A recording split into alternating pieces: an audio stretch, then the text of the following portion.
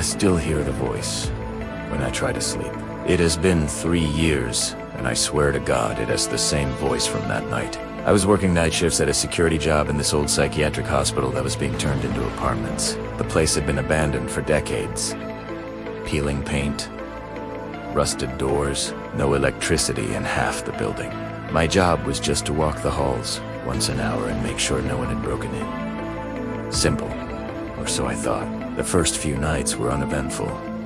Just rats and creaking pipes. But on the fourth night, I started hearing footsteps on the floor above me. Slow, dragging steps. Primera K let it in, but my supervisor said no one else was on duty. I checked anyway. When I reached the top floor, the hallway was pitch black except for my flashlight. And there it was. Wet footprints leading down the corridor, bare feet. Human.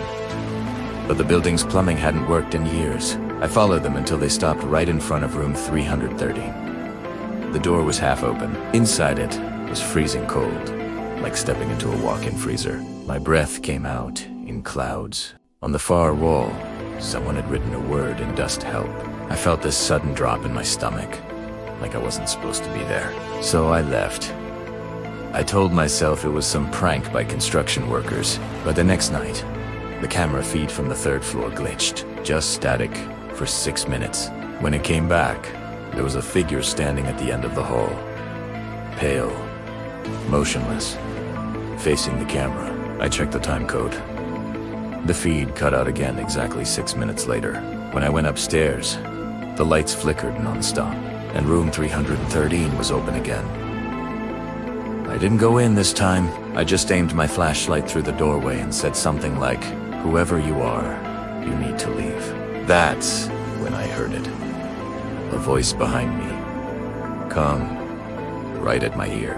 It said I can. My flashlight flickered out completely. The air felt like it thickened, like it was pressing against my skin. I bolted down the stairs. Didn't even stop to grab my bag. They found the next guard unconscious in that same hallway 2 nights later. His radio was still on. The last thing recorded was him saying room 313 just opened by itself. Then silence. I quit that job the next morning, but here's the thing that keeps me up. A few months ago, I was watching a YouTube video about haunted places in our state, and someone had broken into that same hospital with a camera. They were walking through the 3rd floor. At one point, they pan left down the hall, and for a split second, you can see someone standing in room 313. Pale. Still. Facing the camera. I paused the video and stared at the screen. My stomach dropped because it wasn't the figure I saw that night. It was me.